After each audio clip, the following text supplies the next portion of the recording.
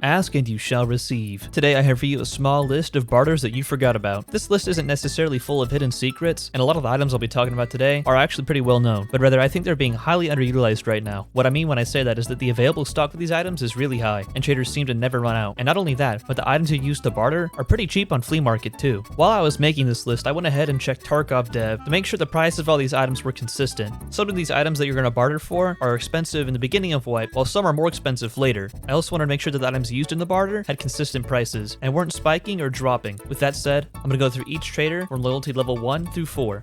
Starting with Prapor, we have the AKM. This one's pretty simple and it's pretty well known. The only thing that's surprising to me is that the Shanka is still pretty cheap on Flea Market, and you're saving a lot of rubles by bartering with Prapor.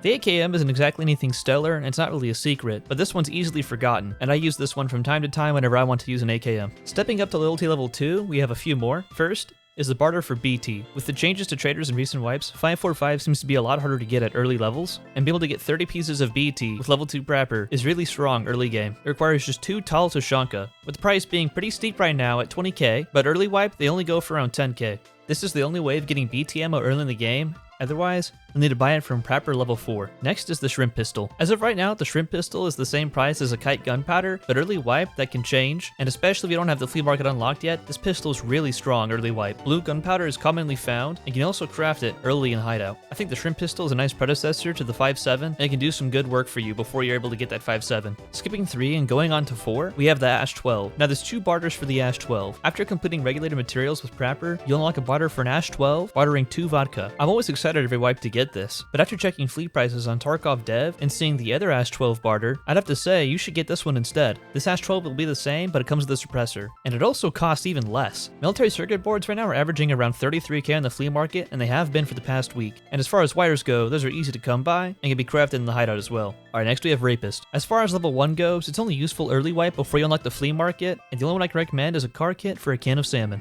Going up to loyalty 2, this is where the more important barters come in. First is the IFAC for a pack of sodium. This can be really strong early game, whenever IFACs are still expensive on the Flea Market. Sodium is relatively easy to find, and it stays relatively cheap on the Flea Market. Next is the blue can of fuel. Early wipe, this barter was a steal, with buckwheat being really cheap, but after more players cut onto this barter, after Battle State gave players a free Lunar New Year gift, which contained 4 buckwheat, among other things, it sort of made this barter neutral, and the price to buy the buckwheat versus the fuel tank is pretty much the same, but early wipe, this can be really good still. Next is the pistol case, which isn't necessarily unknown or forgotten, but this is going to be a really strong barter, and I'll explain why at the end of the video. Skipping 3 and going on to 4, we have the SJ6 stimulant, requiring just 2 saline solution or an H2O2. This is a pretty cheap way to get an SJ6 if you can't craft them in the hideout and you don't want to buy them in the Flea. Also at loyalty 4 is pack of sugar. Meds are easily crafted for cheap in the hideout, and after stockpiling them, this can be an easy way to get sugar after those prices go up. Moving on to Skier, there isn't really anything at level 1, so going on to level 2, we have the Glock G30 mags for the 45 Vector. Early wipe, if you manage to find a 45 Vector, this can be a really good way to get 30 round mags before you can unlock them from traders. He has a limit of 6, and he only wants 1 strike cigarette, which is far better than paying for them on Flea. Unfortunately, he has limited stock though,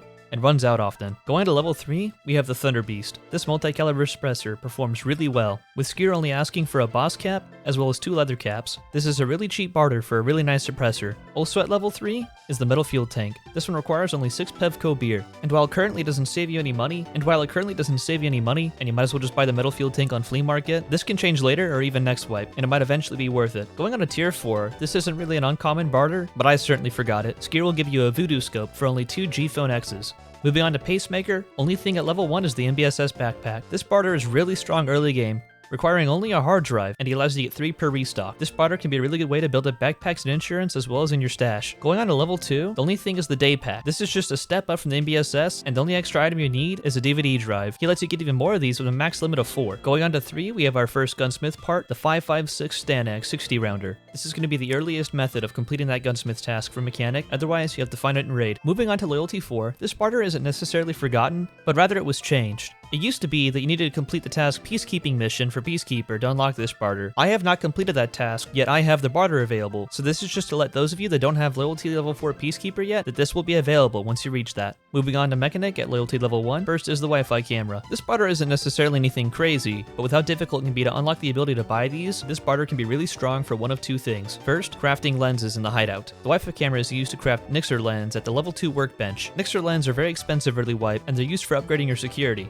Next, Wi-Fi cameras are needed for tasks. If you happen to need more Wi-Fi cameras for any task, this is going to be the only way that you can get them. Next, we have the ammo case. This barter will be available after Gunsmith Part 5, and I have to say, it's quite shocking how cheap the materials are to barter for it, as well as the available stock. Mechanics seems to never run out, and thermite cans have really gone down in price since the beginning of Wipe. I see a lot of people buying these on Flea Market, and they're really expensive right now, so I highly recommend you start doing this instead. Next, we have a couple of Gunsmith parts, which can help you early game. That's going to be the M870 stock, the MP133 4 stock, and the M870 handguard. Going on to Loyalty 2, we have the VOG. All he asks for in this barter is a fuse. Fuses are cheap on the Flea Market, and this grenade is quite effective for the cost. He lets you get 5 per restock, which is plenty in my opinion. Next, we have the Hybrid 46. This multi-caliber suppressor is one of the best there is. It doesn't have the best recoil reduction, but only has minus 17 ergo penalty, which is quite nice for a suppressor. With a max stock of 3, all he asks for is 4 RAM sticks. RAM sticks are relatively cheap, going for around 10 to 12k on the Flea Market, and I've never seen the prices go up. I've also never seen Mechanic run out of these suppressors. This one is for sure being highly underutilized. Next, we have a few more Gunsmith parts, such as the MP5 50-round drum and the AS Valve Rotor 43 buffer tube. Mechanic has no other barters at Loyalty level 3 or 4 that I think are very good. Moving on to Ragman, at Loyalty level 1, we have the P.A.K.A. With a max stock of 3 and asking for only 3 half masks, this barter can be really helpful with Punisher Part 5 and whenever P.A.K.A.s are really expensive on Flea Market. Continuing to Loyalty level 2, we have the 6B47 Ratnik Digital Flora. This barter will be available after completing Pharmacist with Therapist, and with a max stock of 5, all he asks for is 2 Bleach. Bleach goes for around 9k on the Flea Market, and it can also be crafted in the hideout. As far as helmets go, the Ratnik is a solid choice, and this can be a really cheap way to get a helmet. Next is the Thor Concealable Vest. This will be available after completing Database Part 1 with Ragman. With max stock of 2, all he asks for is 2 Slim Diaries. This is a very cheap way to get an extremely decent armor, and with Ragman having a very high stock, he will never run out. Next we have the Pillbox Backpack. With a max stock of 1, requiring just 1 Bronze Horse, this is an extremely cheap barter for a very nice backpack. Next is the LBT 1476A. With a max stock of 1, it only requires 1 Cordura, which can be crafted in the hideout. This is an extremely effective barter, and in my opinion, it's way too cheap. Skipping 3 and going on to 4, we have the Hexattack Armor Vest.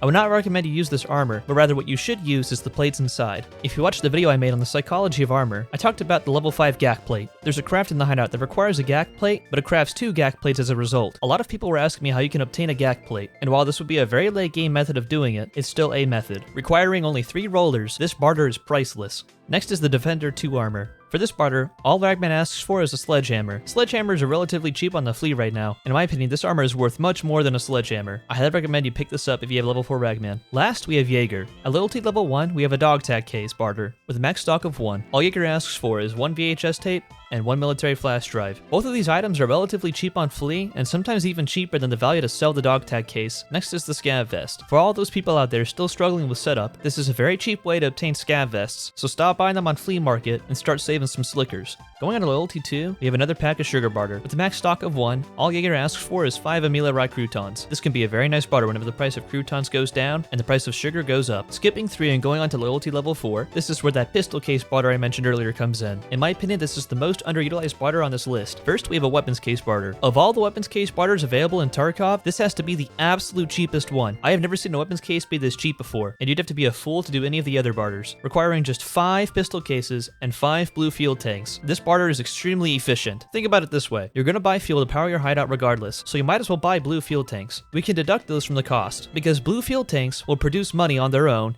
just being in the hideout. We can pick up 5 pistol cases from Therapist over the time we use them. This barter has effectively made weapons cases cost less than 1,000,000 rubles, which is insane. Next, we have the thick weapons case. Jaeger is usually out of stock on this, and I wouldn't say this is very secretive, but I will say that I don't think everybody doing this barter is getting the weapons case from Jaeger, requiring 2 weapons cases, 4 ammo cases, and 10 mechanical parts. This is the absolute cheapest I've ever seen a thick weapons case be. With weapons cases being under 1,000,000 and ammo cases being less than 200k from Mechanic, that easily makes this barter cost less than 3,000,000 rubles. These 2 barters for Jaeger are probably the most surprising on this list. And with that, the list is concluded. Let me know down in the comments if you've already been utilizing most of these barters, or if there's any that you had no idea about. If there's any videos you'd like to see from me, just let me know in the comments. And thanks for watching.